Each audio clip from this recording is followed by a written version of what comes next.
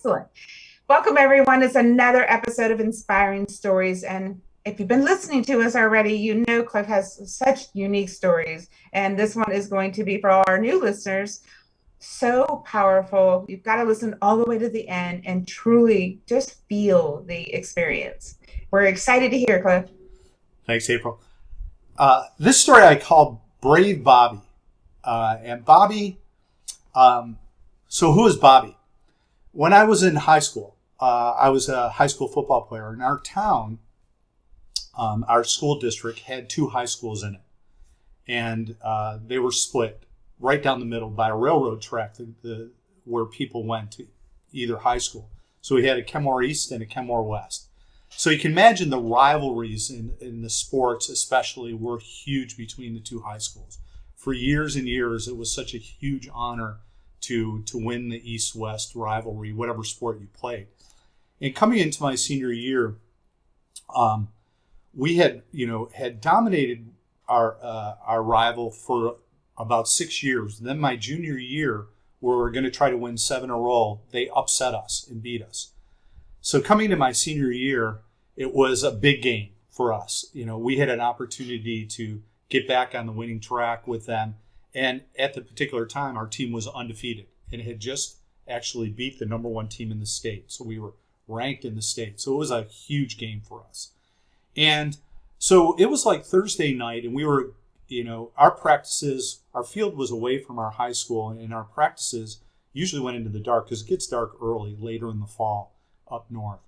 And so most of the kids had to be, if they were younger and didn't drive a car, they had to be picked up by their parents, or some of the older guys would let them hop in and they would drive them back home from the practice field.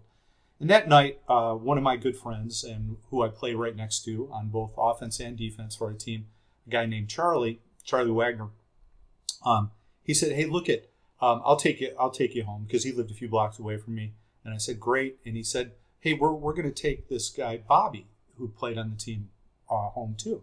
I'm like, "Bobby?"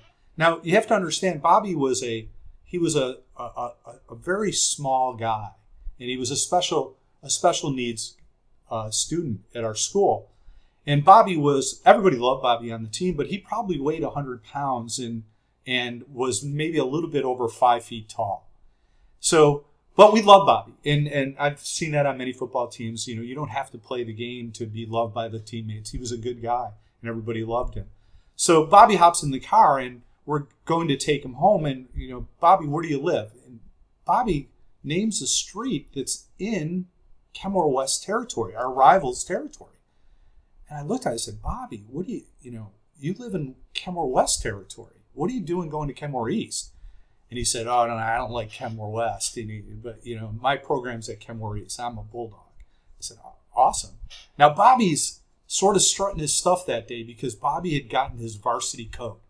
And up north, those are those big woolen coats that you got, and you had your letter on it and your position that you played, and everything was right there, your name. And it was impressive. And our coats were royal blue with gold trim. They were really impressive. And I'm like, "Oh man, Bobby's gonna walk in his street with this varsity jacket on. They're gonna kill him." In those days, literally, you could get jumped on the street and beat up for wearing the wrong colors of your school. So anyways, Bobby's like, "Yeah, and we get close to Bobby's house, and all of a sudden he tells us to stop. We're like, "Well, Bobby, your house is down there." And he's like, No. I want to get out, and I want to walk home and show everybody my colors." And we're thinking, "Oh, no, this is just a disaster. I mean, this kid is going to get murdered with this jacket on." But anyways, Bobby steps out, and he struts his stuff down that street and walks his way home.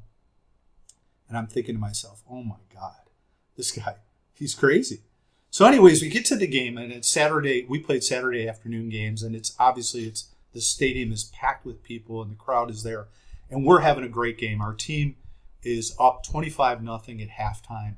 And then we come out from halftime and we score another touchdown. So the score is 32-0. And at that time, the starters, me and Charlie, we're starting to get pulled off the field, and they're starting to put our reserves in. And first year, second string guys go in, and they played most of the third quarter and into the fourth quarter. And then they started playing some of the guys that never played before. you know. And all of a sudden, they call Bobby's name. And everybody on the team went wild. I mean, that opportunity to see somebody who was dedicated like that and brave, to be so proud to be a part of our football team, never being able to play into a game, but now getting to step in the field and play in the biggest game of our careers, our careers. And Bobby strutted his stuff and went on that field and finished the game for us. And we ended up winning the game. And all I could think about is how brave he was. How brave he was. And what passion he had for our school. He taught me so much about being a brave person, about standing up for what you believed in and not worrying about anything else. So that's my story of Brave Bobby.